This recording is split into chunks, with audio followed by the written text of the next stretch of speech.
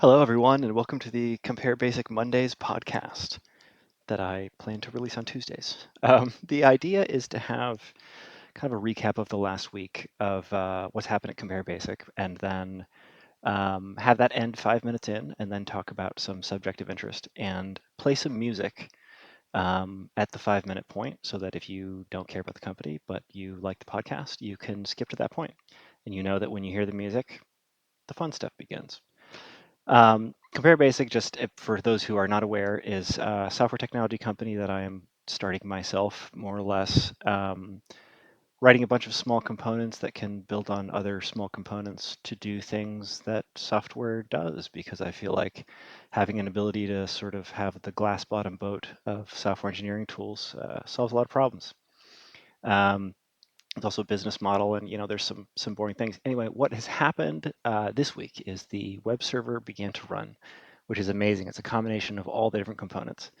And I also got a head start on the cryptography layer and the sort of bind. Anyway, this is all a bunch of tech jargon stuff, but basically core components that make websites secure, like passporting and configurable.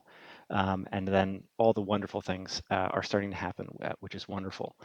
So the song that I'm choosing to use, ironically, is something that I wrote when I was 17 in my bedroom in the late 90s in Iowa. And I'm hoping we can kind of, go back a bit to some 90s sort of techno charm and definitely make fun of my 17-year-old self. So uh, I did a small test. I believe that the tech is working, and we'll see if the track kicks in a little bit. And then I'm gonna talk over it just to add some context. Here we go. And oh yeah. Wow. It's funny. There were like bits and pieces of video game libraries that I actually downloaded and put into the song. So you hear those like those little bells. That was actually the sound of gun shells dropping on the ground from video games. And then I had like various things, and I don't know. I was into computers of all kinds at that age. I was, starting from 10 years old, and I was actually so upset with this song that I almost deleted it and the entire collection of things I had made because I couldn't get it to sound like conventional techno. And I liked more like industrial sounding stuff, and this just, you know, it wasn't hard enough for me. But the funny thing looking back is that I've always had, things that I made, and a lot of them don't make it beyond, my computer or my small group. And so the theme of the podcast, I'll introduce when the music's not playing, but it has a lot to do with positivity and completion, which is ironic because this is the ragey part of the song. Wow. And then we have the calm after the storm. And then we rock on again. Oh yeah.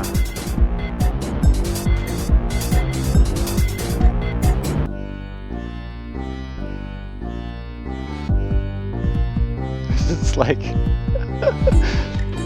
this is like CSI Miami meets 70s disco. I love it.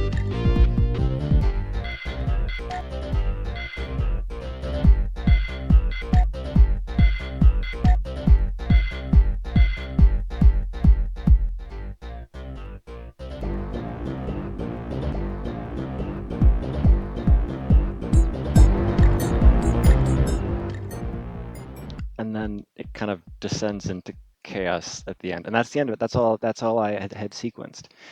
Um, and I chose this song because even though it's kind of, I don't know, juvenile. I mean, I was 17. It's kind of a fun song, but there's an interesting lesson here, which is that it doesn't end that well. And I think that's kind of a good metaphor for where things are in general for me, which is that I have not had a lot of things in my life that I would consider finished. And I come from an industry that has a lot of things that are not finished. That's the software industry.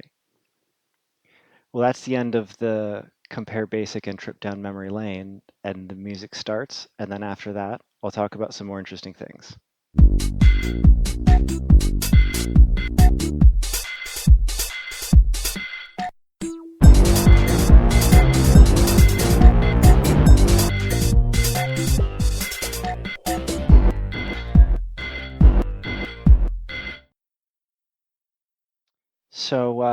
continuing the theme of cuts ending badly with that one. But so this topic I want to talk about today is how to have a positive outlook. And I think that's something that we all need right now, especially, but always. And the question is not just how to have a positive outlook in general, it's how to have a positive outlook when you're facing a situation where the situation itself requires so much to fix that you just can't possibly feel good about it. And how do you feel good about it? And my answer is actually, you probably shouldn't. And the reason for that is that if you start gaslighting yourself into feeling like things are good when they're not, you become a more dishonest human, a little bit at a time. And that's not good. So what you can do is break it into small enough chunks, small enough components that every link in the chain can be something that you are accomplished, something you're excited about. Have some stopping place that you can say, okay, it's moving in the right direction, one step in front of the other. And these things have to be real because, again, I really don't think it's a good idea to form a dishonest relationship with yourself. And I also, over the years of studying psychology, mostly as a patient, climbing out of depression and calming down racing thoughts and manias and things like that, I really believe that our subconscious mind is far more evidence-based than we are in general. When something goes really well and there's evidence of that, I think it means more than a compliment. When you see the light in someone's eye that they recognize that you've done something well or they like something you've done for them, I think that would matter more than them saying, "You're a great person." Because that, I think our subconscious is just smarter than that kind of thing. And so the hardship about being in a situation where there's a lot to do and it's going to be a long time before it really solidifies as something you can feel like is good, is that your subconscious won't have those observable facts. And I believe that if you need to influence your mind, you can actually choose to do tasks throughout the day that can create these observable facts. One of the things that I take a lot of joy in, especially as I'm writing this crazy research and development project, which is the Seneca runtime and language tools, I take a lot of joy in cooking. To save money, I cook at home a lot. And actually, I've grabbed a day job in restaurants for the last year and a bit. It was clear that the research and development was going to exceed funding, and so I grabbed a different income so that I could take my time with it. The crowdfunders were wonderfully supportive of that, and they've been wonderfully patient. Um, and I find that I don't often ruin meals as much anymore. And having 20 minutes to mix some flavors and, cook some food and sort of see transformation happen because of my actions, and then I have something to eat in 20 minutes. That 20-minute completion of saying, this is complete, done, and accomplished is very influential psychologically to put me back into a positive space. The same thing for cleaning. And one of the main roles in restaurants has been running the dishwashing station. That was actually the majority of the first sort of 8, 9 months that I worked in restaurants. And there's something about cleaning that is the easiest evidence to be happy with because it's very easy to see when something's dirty and it's very easy to see when it's clean. So one of the reasons why I've thought a lot about this was, well, I was diagnosed with bipolar and then borderline, and they can't figure out where to put suicidal behavior in the DSM. They keep disagreeing about what to call it. Is it part of everything? Is it its own thing? Is it only for people a year after a time? They can't figure it out. And I realized after I got out of the hospital in 2011 that I was going to have to take care of myself, or I wasn't going to be here for long. And this was one of the things I thought about. How do I get myself to be in situations that I can feel good about, even if I can't feel good about sort of the greater situation? And one of the things that I came to was my job as a software engineer was fundamentally negative and critical. And the reason is that as software engineers, our job is to work on broken stuff all day long. And the reason is not that we never get anything to work, though there are a lot of bugs in software these days. But the reason is that once it's working, it's not your job anymore.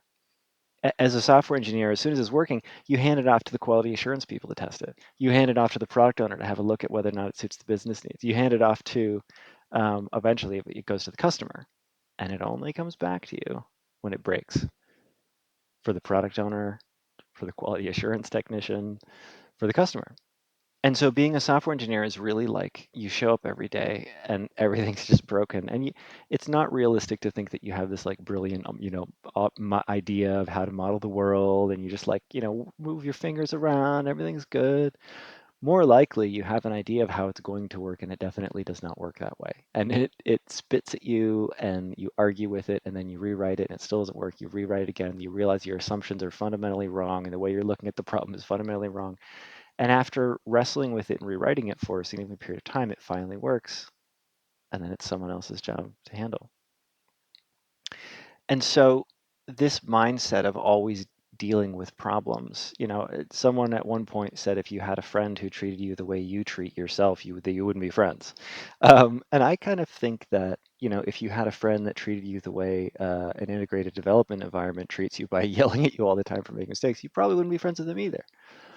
And there's an interesting side to something that became really, really prominent. I kind of want to say around like 2017, 2018, which was the extreme popularity of type safety and type safe languages. And I always wondered whether or not part of the obsession with type safety is that it is a larger balance of positive feedback than negative feedback because the types line up and your integrated development is giving you tons of hints about the types and ooh, the types work, ooh, the types work. You're typing this little thing. I wonder if it's that little bit of gratification to sort of offset the amount of negative feedback you get from the debugger or the broken system. And even if your code doesn't work, hey, your types are working. And the value of type safety, I mean, it's called safety for a reason. The safety it brings is absolutely indisputable. But I do at times wonder if part of the obsession with type safety is actually that it is more of a positive gratification experience while you're developing to offset the negativity of it. And uh, I have definitely seen a number of code bases that were in very bad architectural condition that were typed to the nines. So, you know, type safety is safety in the immediacy, but not necessarily safety overall. And I say this less to encourage people to engage in less type safety for their time, but to say that the tasks that you are using to make yourself feel good, balancing the short-term and long-term actions of those types means that they should be something that you actually do get something from. If you're cleaning the floors for 20 minutes, you get clean floors. If you're doing the dishes, you get clean dishes. If you're cooking, you get food. And I think it is valuable to make sure that those tiny little tasks, they stay on track. And one of the things that I am really looking forward to is having a really good look as a new company, as a kind of like, let's do what works and not necessarily what's convention. And I'm really hoping we can make a difference on project management in a way that gives people really, really, really clear checkpoints to feel good about something. Because, let's be honest, everything worth doing is kind of like climbing a mountain. And speaking of climbing a mountain, there's a funny effect called false peaks.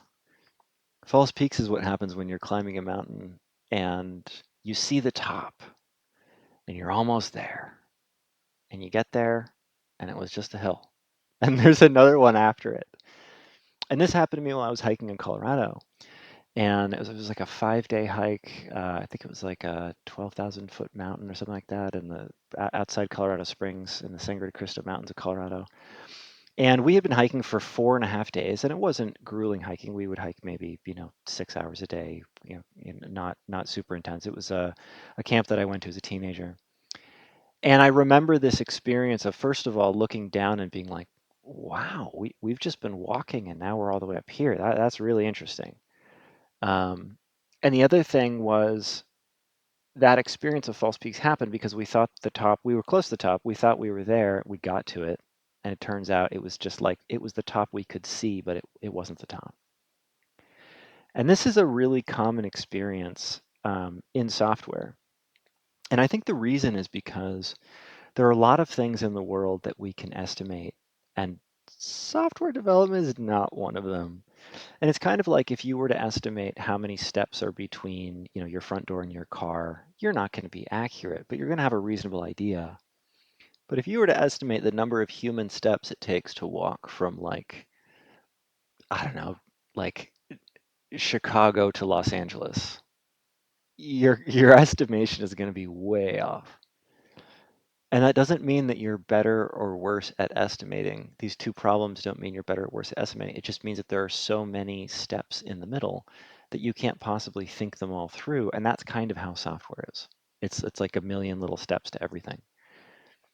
And so I know that Agile was supposed to be this, rolling timeline, freewheeling expectations, and then it happened within profitable companies. Everybody needed deadlines anyway. But I think that there is a way to have a project management system where it focuses on the steps to either validate the approach or the steps to have some real confidence. And if we can build a psychological focus of how to make the gratification from things that are actually valuable, um, I think that would be really an interesting thing. And so I'm looking forward to graduating from the research and development phase where it's just me, and getting involved in some project planning and some teams and getting some high quality software out there that we can feel good about building, but also that can help people get through their day with a positive outlook.